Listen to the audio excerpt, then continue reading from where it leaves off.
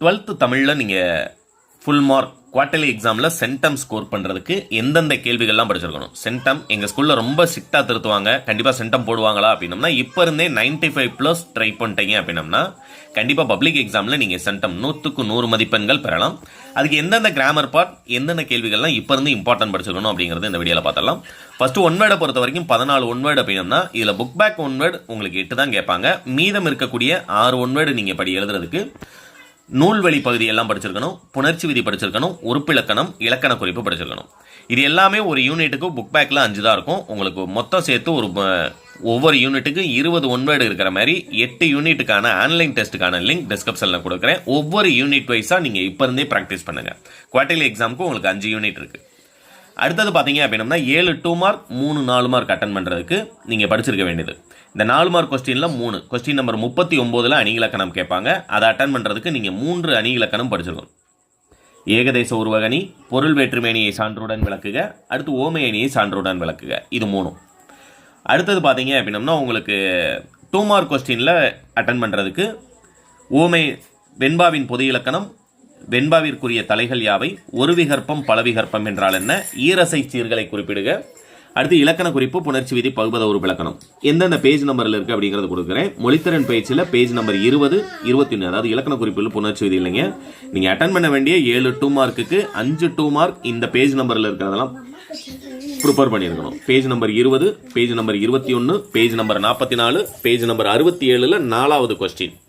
அடுத்து page number 70 72 100 102 103 103 உங்களுக்கு 4 mark question இருக்குது. அதாவது உங்களுக்கு கொஸ்டின் நம்பர் 41 கேட்பாங்க உங்களுடைய கொஸ்டினில்.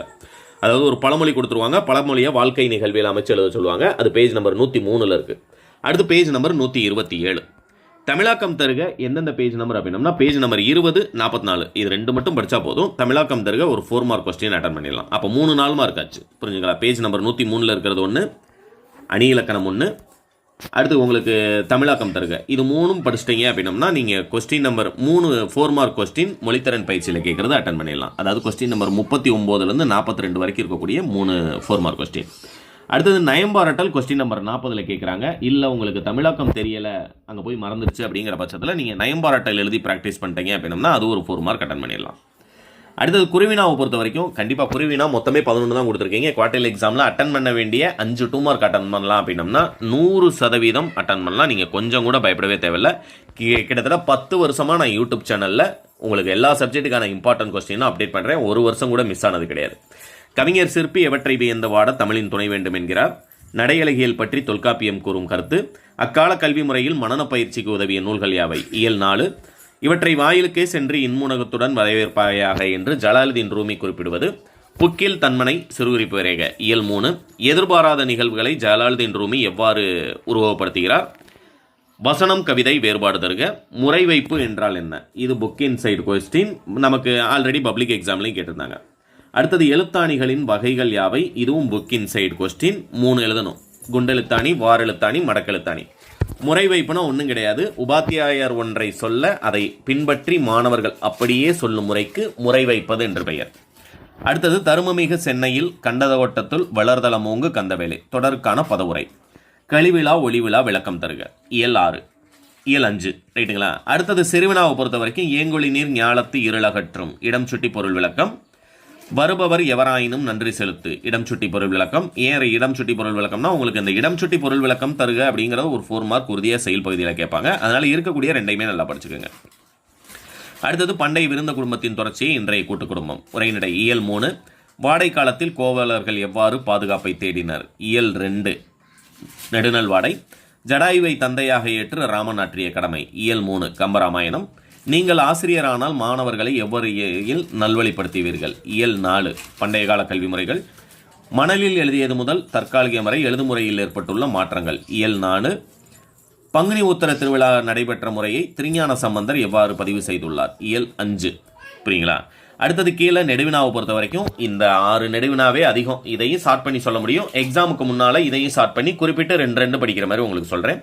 குடும்பம் என்னும் சிறிய அமைப்பிலிருந்து மனித சமூகம் என்னும் பரந்த அமைப்பு கட்டமைக்கப்படுகிறது. இயல் 3.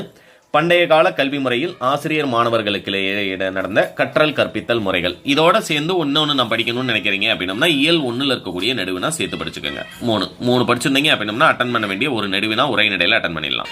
அடுத்தது செயல்ல பாத்தீங்க அப்படின்னா கவிதை எழுத அறிய வேண்டியவனவாக சுரதா எவற்றை குறிப்பிடுகிறார். இயல் 5.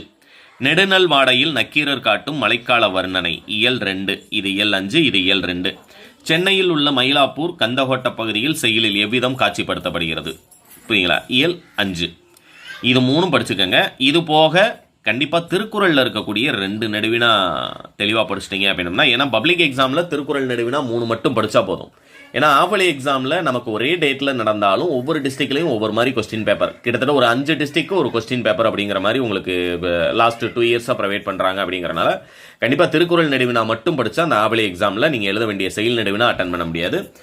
அதனால் இந்த 3ஐயும் சேர்த்து, அந்த திருக்குறள் நெடுவினா ப்ளஸ் இந்த 3ஐயும் சேர்த்து படிச்சுக்கோங்க.